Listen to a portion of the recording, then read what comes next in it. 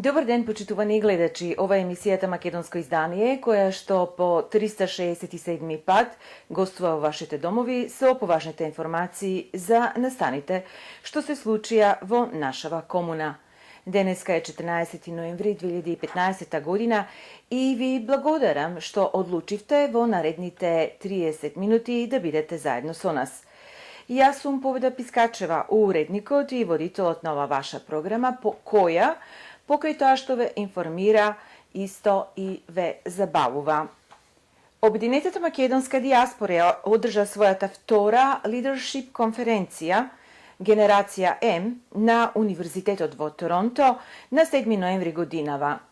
Конференцијата ја отворија Джим Дајков, председател на Обединетата македонска диаспора за Канада, и Мето Колоски, председател и еден од основачите на оваа организација. Присутните ги поздрави Крис Стенвик, кој беше главен спонзор на овој настан, а младите македонци, представници на Генерација М, има чест да бидат поздравени и од отец Никодим Цркњас од Егејска Македонија. Конференцијата започна со едноминутно молчење, одавајќи му чест на скоро починатиот Џон Битов сениор, кој ја воспостави Scholarship фондацијата во македонската обединета диаспора. За одбележување е високата спремност и професионалност на организаторите и членовите на Генерација М, кои и покрај тоа што се во своите рани 20 години се докажаа како достојни идни продолжувачи на исклучително важната работа на Обединетата македонска диаспора. Во продолжение проследете дел од оваа многу интересна конференција. I'd really like to thank Chris Stanwyck and his family for his generosity and his tremendous support for this conference and many other things. And not just this conference, but Chris is the person behind the idea to hold our first conference in 2013, starting an amazing tradition in our community. Thank you, Chris, and we hope we can continue that. Thank you so much. My utmost gratitude to Generation M, Kristina Dimitrievski and Trajče Nikolov for putting this entire conference together with the help of our young Canadian Macedonian community and committee. And thank you all for traveling the distance, Philip and Mario and a few others to join us here. I'm so proud of your hard work. And today is a testament to your leadership skills as well. All of you here today are the future of the global Macedonian community. All of us at UMD, as Jim knows, and a lot of you know, we're very, very swamped with a lot of projects that you'll be hearing throughout the day, as well as our upcoming gala next week, honoring some of our distinguished members of the Macedonian global community, Dr. Victor Friedman, Katrina Markov, and Milcho Manchevsky next Saturday. And so, being in town before a gala is always difficult, but we wanted to be here and to support Generation M. I'm Kristina Dimitrievski. I'm a third-year kinesiology student at the University of Guelph-Humber, and I'm also chairwoman of Canadian Operations for Generation M. Fun fact, my family is from Skopje. My name is Filippo Garcia. I'm a senior at the University of Cincinnati studying marketing and international business. I'm the global chairman for Generation M, and my family hails from Bitola. Hi guys, I'm Amar Rosowski. I'm a third year at Ohio State, studying business and international studies. And I'm the chair of U.S. operations for Generation M. So this isn't really my forte in Canada, but of course I contribute. And my family is also, sorry Christina, from Bitola. So when we actually first launched at the beginning of the year, we had it launching in Toronto, in this city. And that was kind of an experiment to get your voice and see how we can really plan out our mission, our vision. So what we have so far is Generation M, UMD's new generation program, educates, empowers, and unites young Macedonians worldwide. And we want to stress those verbs really a lot. So you can go on the next slide. And I'll pass it off to Mario. So why get involved, really? What's the purpose of getting involved right now as a community at this time and place? Obviously, we've heard a lot of great benefits of coming together with love, with empathy, but it's a little deeper than that, in my opinion. If you look at it, Macedonia, for the first time, is independent, and we have people from Macedonia that are now in the diaspora, but they're also coming from an independent, democratic state. And this is a threshold in time that we've never had before. So really, if we're not on this train of inspiring the youth, uniting the youth, and empowering them about Macedonia, we've missed a train that's once in a lifetime. So that's what Generation M, it tries to fill that gap in Macedonian history by really getting it kick-started with a step in the right direction. Дочек на новата 2016 година во Торонто на 31 декември 2015 со Кисми, Адриана Кеш и Јуле во леѓарден конференсен ивент венју што се наоѓа на 8440 Highway 27 Woodbridge. Картите за возрастни $125, младинци $100 и деца $50. Главна лотарија Тикет за Македонија. За резервации и информации јавете се на Срđan 647-380-9417 или Антонио 647-390-8664. Дојдете и провеселете се во најлудата ноќ со Кисми, Адриана, Кеш и Јуле. Give you a history of how it all came about, what was my motivation, and the pitfalls as well as the trials and tribulations. I'm going to start with my parents, and that's always a good place to start. My parents are from the old country. I think the word is Svedka, if I'm not mistaken. I don't speak Macedonian, by the way, I'm sorry to say, so what little I know is going to be fractured. But my mother came from Gavgelia, a small town in the southeast portion of the country, near the Greek border. My father came from Aegean Macedonia, in a village he called Gumenja, and the people there were called Gumenjanska. But now it's Gumenisa, and it has been that way for a number of years. They came to the United States separately, not knowing each other. They met and married here in the United States, and they were married in the Greek Orthodox Church. They had 5 children. I'm one of 3 surviving 5 children. My brothers and sister and I were all baptized in the Greek Orthodox Church. My surviving brothers, my sister and myself, we also married in the Greek Orthodox Church. You're probably wondering, what am I doing here? Shouldn't I be talking to Greek Orthodox? Well, to be honest, I had a hard time embracing the Greek culture because I didn't speak the language. But more importantly, my parents spoke Macedonian at home, not Greek, and their English was pretty fractured, at least when I was growing up. So, in any regard, I wasn't sure of my heritage. My father was nicknamed Murphy the Greek, and that's an Irish sentiment which got me all confused. But to be honest, I didn't really care. I had more important things in my agenda, such as getting myself educated, getting married, having a family. So the question of my heritage was not a burning issue in my life. To move this history forward, to about 20 years ago, I acquired my first computer system. And with that, the wonderful world of the internet opened up to me. I learned things that I never learned in my formal education, and among them was the Treaty of Bucharest, 1913. Never heard of it before, to be honest with you, but I did some research and I was disquieted by what I had learned. And I'm sure all of you know of the Treaty of Bucharest, but for those of you who don't, this ancient land mass called Macedonia was divided up by the 3 European powers of the time, England, France, and Prussia. And they said this area is a cauldron of ethnicities that are different from one another, languages, cultures, so they thought it would be best to divide this area called Macedonia into 3 sections. Greece got the largest section, and it doubled the size of Greece overnight. Serbia got the 2nd largest piece, and that ultimately became the Republic of Macedonia, and Bulgaria got the smallest piece.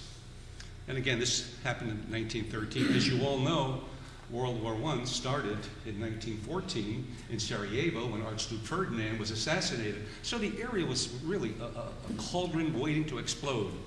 So the European powers decided, let's divide this land up and give it away literally.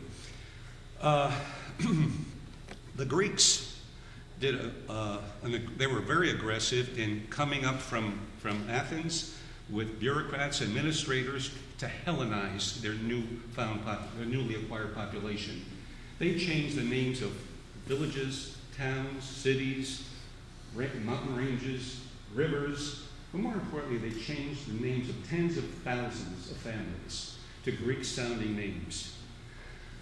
My father, when he came over from Greece, came over with the name of Evangelos Delios. Now, that's a pretty Greek-sounding name. When he passed through Ellis Island, he left Ellis Island Vincent Dallas. So I bear the name Dallas, which is from Delios. But the story doesn't stop there. About 12 years ago, I reconnected with a second cousin of mine who was from my father's village, raised in Detroit, Michigan, my age and my wife's age. And we hit it off. Her husband and my wife and I and myself, we hit it off, and we went on a cruise up the coast of Canada to Alaska. And in one of the many conversations I had with my cousin, I asked her, we talked about the family history, what she remembered about the family, what I remembered about the family back in Gomenja. And I happened to mention the name Delios in a conversation I had with her. I said, the Delios clan. And she looked at me and she said, what? What are you talking about? I said, Delios, that's our family name. She said, Peter, I never heard of that before. I said, well, that's not the family name. What do you think the family name is? And she said, Dilev. I said, Mary, I never heard of Dilev, which is the truth. I never heard of that word before. Now, keep in mind, Mary's grandmother and my grandfather were brother and sister. So you would think they would have the same family name. Not the case. So I suspect that my branch of the family tree succumbed to and adopted the Greek name Delios, where Mary's branch of the family tree stuck to the original Dilev. So I started to realize that, maybe I'm not Greek heritage, I'm something else. And I do recall my parents speaking Macedonian as their first language when I was growing up, not Greek and certainly not English. About 8 years ago, exactly 8 years ago, my wife and I were blessed with our first grandchild. And as my granddaughter was starting to articulate and learn to speak English, I made it a point to have her call me Dedo. I didn't want her to call me Grandpa. I didn't want her to call me Papu, which is the Greek word for Grandpa. I wanted her to call me Dedo, and she did. We've been blessed with another grandchild earlier this year, and she also is going to call me Dedo once she starts to articulate. But at some point after she was calling me Dedo, it occurred to me that one little word, Dedo, is the only connection between my granddaughter and between my granddaughter and my Macedonian heritage. That's the only connection between her and my past and my family's past. And that bothered me. And I figured someday when I pass on, that word is going to disappear from her vocabulary, and she won't have a connection between herself and my past. So I decided to do something about it. I sat down on my computer and I created a program called the Macedonian Heritage Village. And that is the nuts and bolts of Birthright Macedonia. Well, what is the Macedonian Heritage Village? What was it? It was a program that I conceived to bring first and second generation Macedonians from around the world to the Republic for a period of 3 weeks. While they're there, they will be involved in an internship program commensurate with their educational goals, their work careers, or their general interests.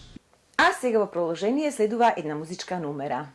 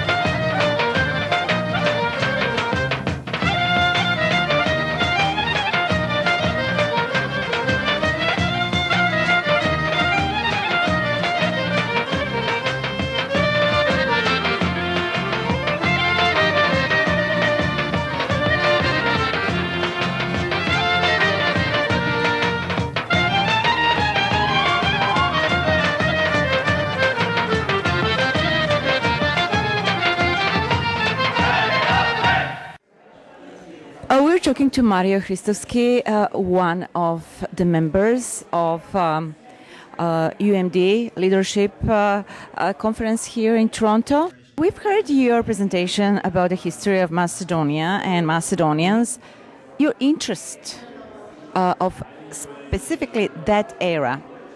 My interest in it? What specifically about it? Well, my interest in it basically comes from the fact that our identity is negated by multiple people, and it's very, very political.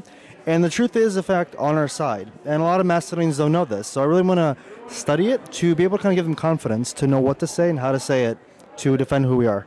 So that gives us an answer why you're part of this group, right? As part of it, because I always had an interest in Macedonia and the history. UMD is the only way to make that more constructive, make it more applicable to more people. So I joined that. I networked with a lot of people, met a lot of people, and this organization came out from it. And I used that to be able to inspire more people, get them more connected, and produce the similar results as what I've been through. So what do you think? Are we capable, are you capable, the younger generation, to actually attract more younger people, more younger Macedonians to follow the path that you're on? Absolutely. I mean, this is the first time we're in independent Macedonia. This is the most educated generation we've had in many, many years. We have that thrive about us, that entrepreneurship, that leadership in us, and it's just brimming to the surface, and we're just exploiting it now to make it a tool for future generations to have to tap into. So it's tenement to what we've seen here today. So many people came, generation of youth, we're all here. My generation, older, younger. They're ready for it, and we're at that threshold in time when it's the perfect time to actually work upon it. So just to let our viewers know, you speak Macedonian, but whatever we're talking here, we want to be understandable for broader viewers, right? Yes, of course. Zboram makedonski. Всеки zboram английски за повече да ме разберат, ама да. Okay, thank you very much and great success. Absolutely, thank you. How long did you work on organizing this conference? Well, this conference was actually brought up, I believe, a few months ago, maybe at the beginning of the year. And, you know, we've been talking about it for a long time, but the real planning, it actually started at the end of August, I believe. And, you know, a lot of work has been put into it, and I'm just so happy with the result. It's very rewarding. Well, I'm also a member of the youth committee at Sveti Kliment, and also, you know, I dance in Ensemble Makedonka. So I believe that in order to get more people out, you know, we should have more social events, something that will attract more young people, and then bring in the more educational stuff slowly, and they'll get more involved. I know it. They'll get more interested in everything. So a great pleasure to speak to Filip Joteski, another member of UMD, the Leadership Conference here in Toronto. What is your impression of this conference? This conference was a remarkable success. Exactly what we hoped. The turnout was great. The substance of the topics were great. The presentations were wonderful. Everyone who presented had something very interesting to share with us. And as a continuation of the Macedonian American Leadership Conference we had in Columbus this past May, this was a great way to end the year. Why is it important that more Macedonians like you get involved in this organization? Yeah, we went a little bit over it in our presentation for Generation M, but it's the network that you can build, it's the experience that you can gain, and most importantly, it's the cause. Every young Macedonian should be passionate about their heritage, and that should be a reason alone to get more involved. And just to let our viewers know, you speak Macedonian as well. Pozdrav do našите gledači na makedonski. Во Македонија, ќе се видиме в другиот година, во лето. Thank you very much. Фала.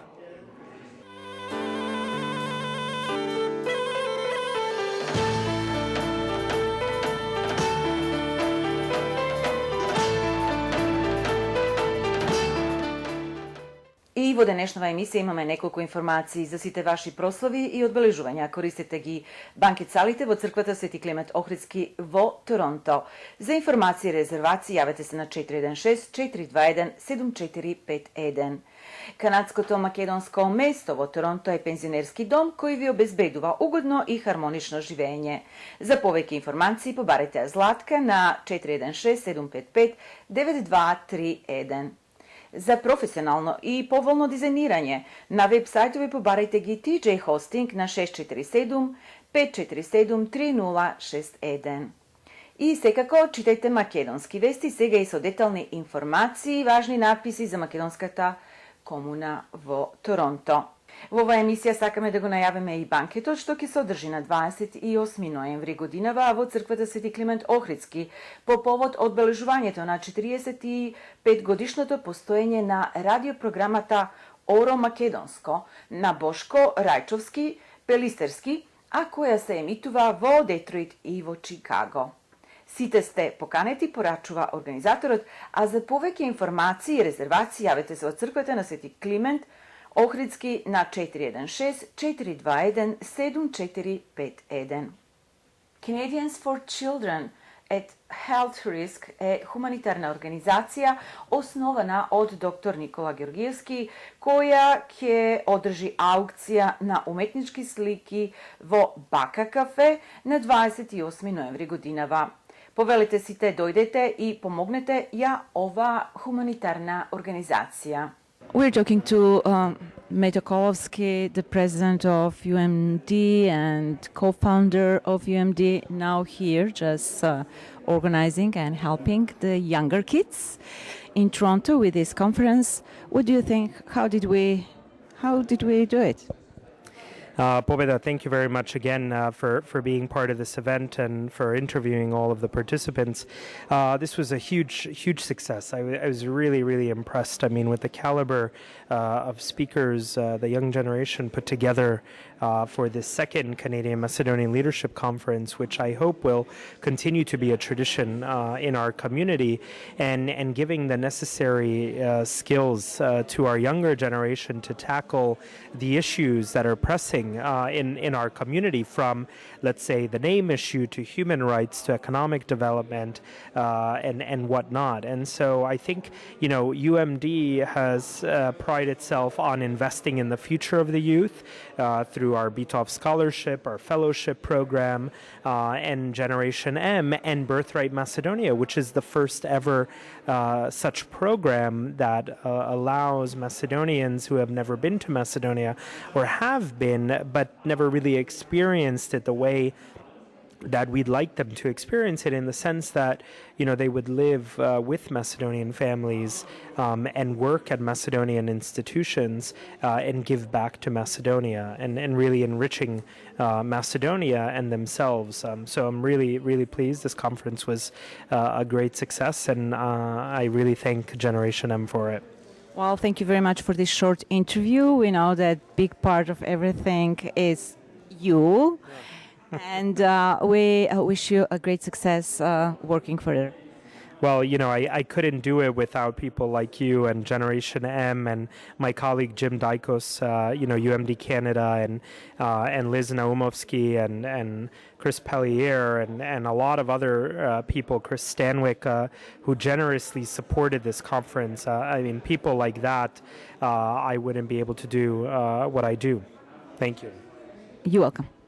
Дочек на новата 2016 година во Торонто на 31 декември 2015 со Кисми, Адриана Кеш и Јуле во Леджарден конференсен ивент венју што се наоѓа на 8440 Highway 27 Woodbridge. Картите за возрастни $125, младинци $100 и деца $50. Главна лотарија, тикет за Македонија. За резервации и информации јавете се на Срđan 647-380-9417 или Антонио 647-390-8664. Дојдете и провеселете се во најлудата ноќ со Кисми, Адриана, Кеш и Јуле. Почитувани гледачи, тоа е се што подготвивме за оваа емисија. Нашиот нареден термин 28 ноември годинава Роджерс телевизија го задржува за емитување на своја жива емисија, аукција, па така нашата наредна емисија на македонско издание ќе биде емитувана на 12 декември годинава. До тогаш ви благодарам за вашето ценито внимание, пријатно и довидување.